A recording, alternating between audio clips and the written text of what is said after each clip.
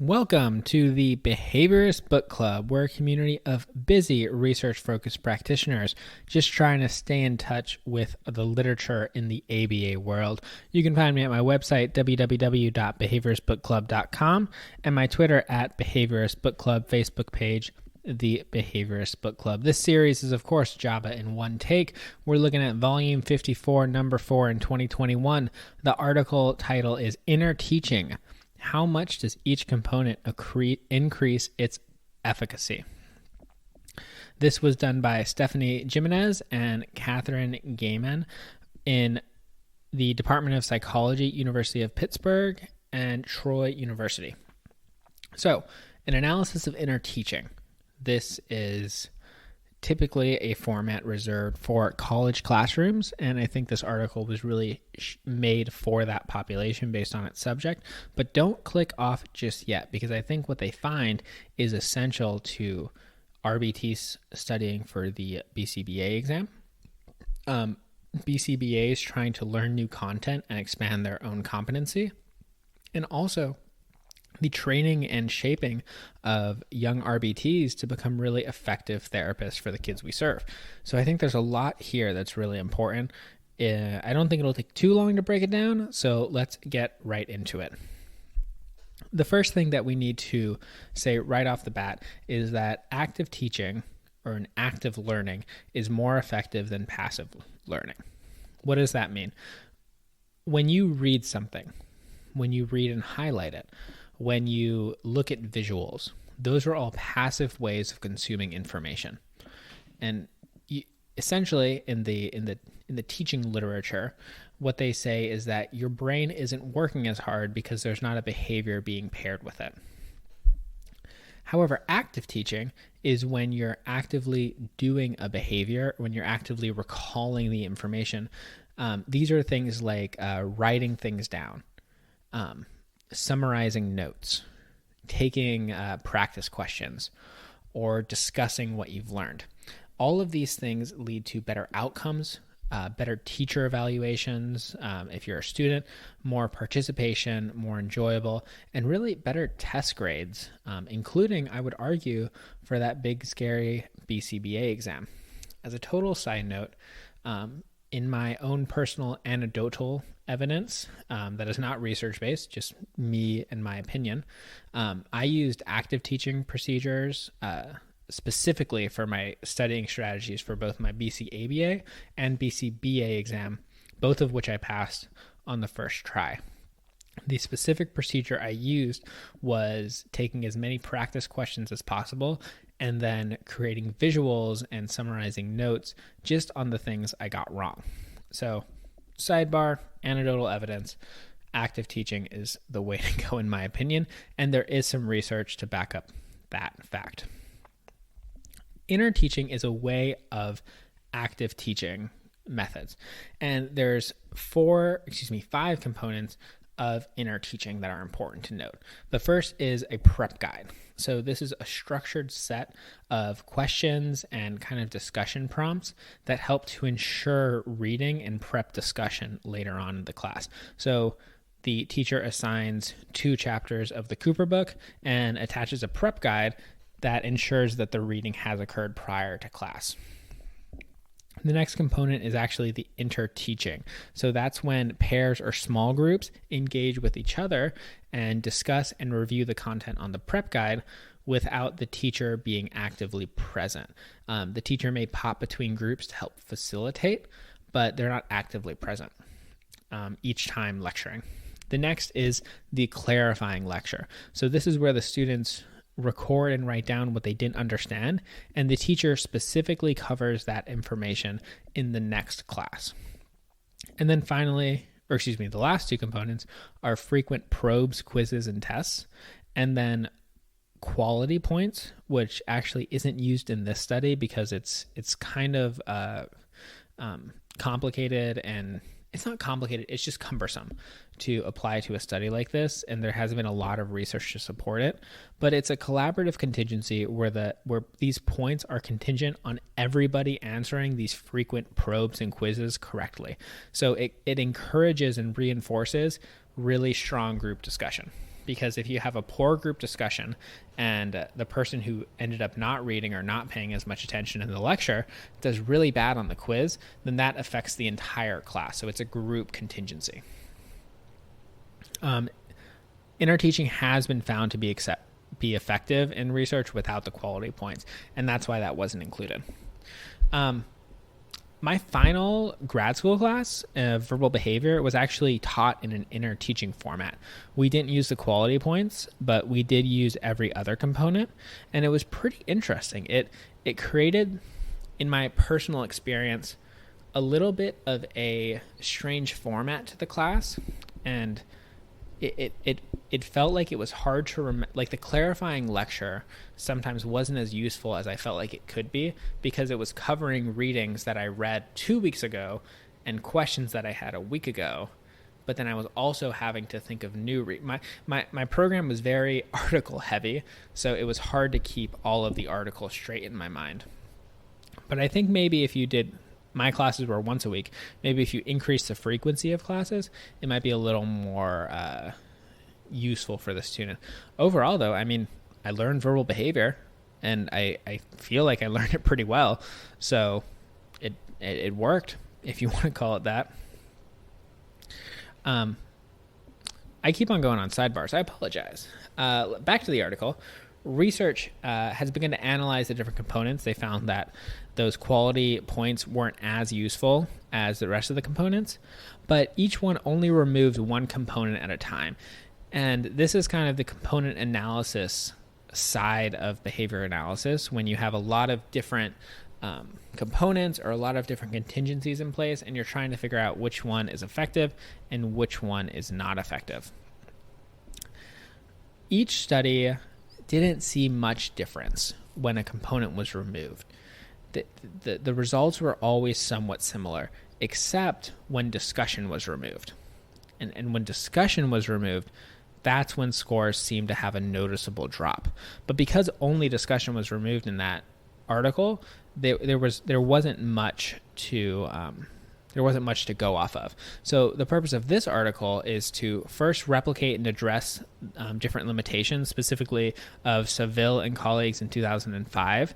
So they did that by replicating some of their procedures and then incentivizing accurate quiz performance. So past articles had just given, if you turn in the quiz, you get X reinforcer, regardless of the correct answer. And so this article actually attached points to the quiz, and the more points they got, the more likely they would be to gain their reward or their potential reinforcer in the end. And the main purpose was to identify the components by removing and adding in one at a time each component to be the essential part of academic success. And they did this with a bunch of different college students in an introductory to psychology class that was offering essentially extra credit for participating. There was 148 participants who finished the study. They started with 171.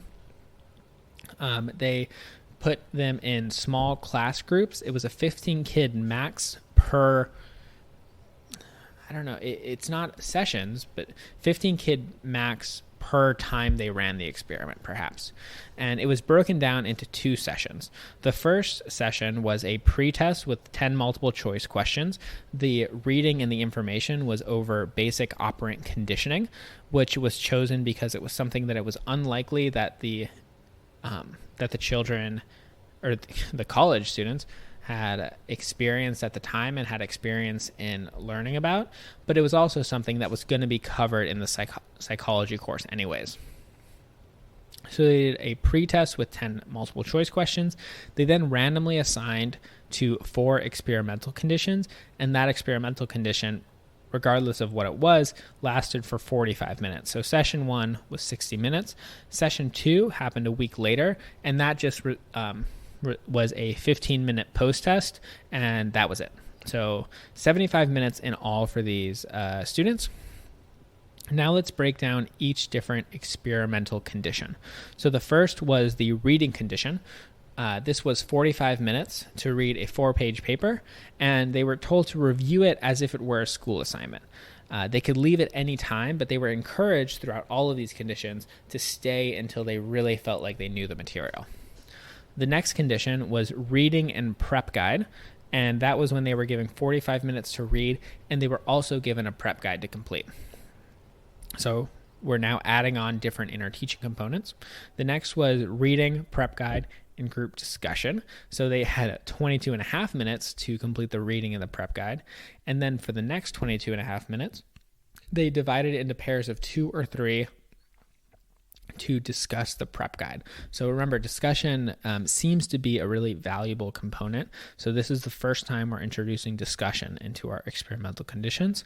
The experimenter or the lecturer or the teacher, if you will, did facilitate these discussions and provide help and clarification. And finally, there was the reading, prep guide, group discussion, and clarifying lecture condition. They had 15 minutes to read and do the prep guide, 15 minutes of discussion, and then the experimenter did a 15-minute informal lecture over questions that they had. The reason that these lecturers didn't have to prepare any material is because the topic was something that they're going to their PhD for, and I would hope that they would be able to explain basic operant conditioning without time to prep. So those were our 4 experimental conditions. You can think of the reading condition as kind of the baseline. There's no way they're going to get any change in their pre-post test without at least a reading condition, right? They had to read the topic. And then the subsequent 3 conditions was just adding on another layer, reading plus prep guide and group discussion, prep guide, group discussion, and clarifying lecture. You'll note what's absent here is the removal of components. So we've built up reading plus prep guide, then added group discussion, then added clarifying lecture. But what we don't have is a reading plus group discussion and clarifying lecture without a prep guide, or a reading plus prep guide plus lecture without group discussion. That would have made for a much more cumbersome article and much more cumbersome experiment, but I think it would have really shut the nail in the coffin. I think that I definitely think a future article, probably from the same community of researchers, is going to pop up again, solving that exact limitation. But we'll just have to wait and see for another couple JABA articles or JABA issues to see if that pops up. So what did the results say? We had a pretty clear format. This is definitely not a analyze the graph. This is a statistical analysis. And the results generally showed that the groups associated with discussion led to higher scores relative to the other conditions. So the reading condition, average change. The prep guide condition, about the same as the reading condition. But as soon as you added prep guide plus discussion, now you see a statistically significant increase. And then what was really interesting is that when you added in the clarifying lecture, you actually didn't get an increase in responses in percent correct. You actually got a very minimal, not statistically significant decrease based on the Shapiro-Wilks test. So that's kind of interesting, right? You'd think that each time you add another condition, what you would get is more and more accurate post-test responses. But that actually wasn't the case. But it's pretty clear that discussion was an essential part, an essential mover in our conditions. So reading, average, prep guide plus reading average, reading, prep guide, and discussion, statistically significant relative to the reading condition. Reading, prep guide, discussion, plus clarifying lecture, statistically significant increase relative to reading. So important to note, discussion really seemed like the important mover in that. The prep guide was insignificant. It didn't really change much of anything. But the discussion seem to be essential for 4 different reasons. This is a very active learning activity, especially the reading's very passive. Even a prep guide may be more on the passive side, but discussion is very active. There was also one-on-one feedback from the environment around the people doing the discussion. So the other college students were giving consistent feedback. There was peer social contingencies. And there was also that structured, it kind of served as almost like a structured review session before the post-test a week later. clarifying lecture, like I said, seemed strangely insignificant. This definitely contradicted previous research, and they said that it could have been a couple of different reasons. The first was that it wasn't a formal lecture. It was kind of on the spot. In my personal opinion of why it may not have had a very effective impact on the study is that the clarifying lecture was done in session 1, but in typical interteaching format, the clarifying lecture is actually done a week later. So in a way, the clarifying lecture serves as a way to stop the forgetting curve that occurs. So it kind of similar to spaced repetition training, where you teach something, wait a week, reteach it, wait 2 weeks, reteach it, wait 3 weeks, reteach it, in a way of reteaching it every now and then to kind of reprompt it back to the front of your memory. I know, not very behavior analytic, but spaced repetition is another one of the study techniques that I really recommend. So maybe if the clarifying lecture was done right before the post-test, we would have seen a more statistically significant increase. And with my experience with somebody actually running interteaching with me in my grad class, that was the way it worked then. So perhaps it would have been a little bit more helpful in that way.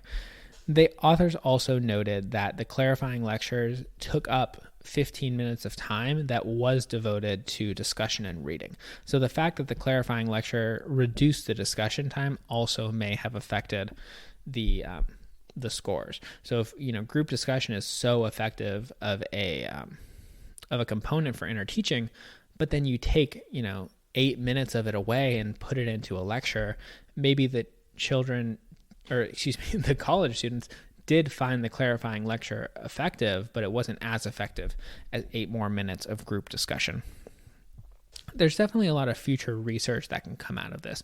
We really need to know the clarification between the group discussion and the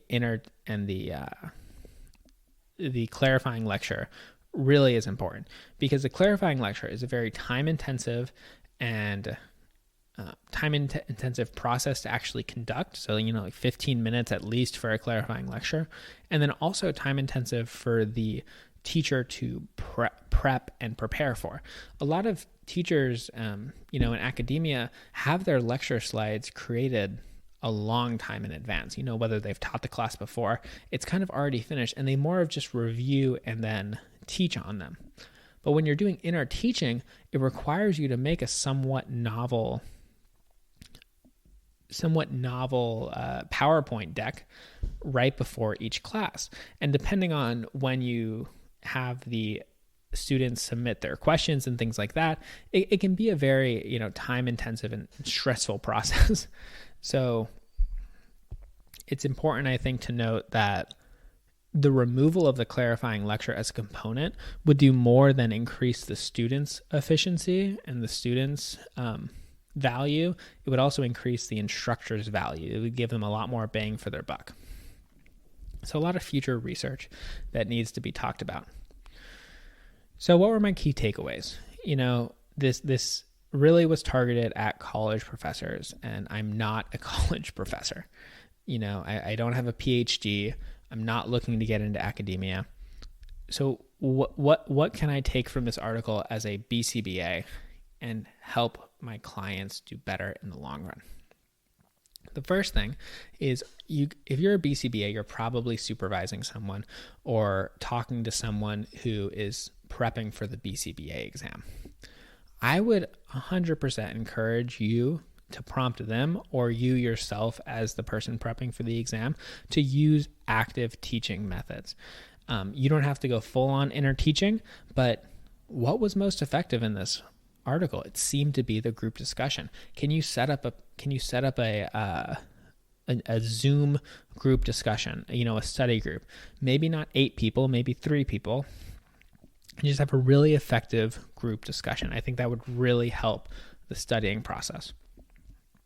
The next thing is similar to how Bazile and colleagues in 2021 with preference assessment literature worked to create more efficient concurrent chains arrangement, conducting these component analyses and looking at ways to make our interteaching more effective is an area ripe for future research. So if we can figure out the effects of discussion in the clarifying lectures in future research, we may have a tool that can really help the RBT perhaps get through the RBT exam 10, 15 days faster and actually be competent with the skills of an RBT by the time they're done. And along with the RBT thought, that's really my main kind of consideration as I walk away from this article and I close JABA for the week. As a BCBA, we train the RBTs. If we're not doing their competency assessment, we're training them on procedures and protocols to work with our individual clients. How do you teach the RBTs? Is it behavioral skills training? Is it passive watch and learn? Is it an interteaching format? I'd love to hear from you guys. Myself, personally, I tend to lean towards a behavioral skills training. This article has really made me think about how I can structure it so maybe there's some group discussion in that teaching format to maybe promote more efficient learning from the RBTs. Because if you have an RBT with high fidelity and you have a treatment that's based on behavioral principles, you're going to have really solid clinical outcomes. And that's really the goal, isn't it? All right, everyone, that is all I have for you. That closes out another week of learning with the Behaviorist Book Club. You can find extra resources, ABA visuals, blog posts, weekly episodes, all at my website, www.behavioristbookclub.com. I also have a free clinically practical functional analysis guide where I really lay out the 4 questions that I go through every time I go to run a functional analysis in my clinical setting. And you can download that just by joining my newsletter. And you'll also get notifications every time I have something interesting to share with you guys or something that I learned about that I think is valuable. So thank you so much for tuning in. That is the end of the week, and I will see you all on Monday.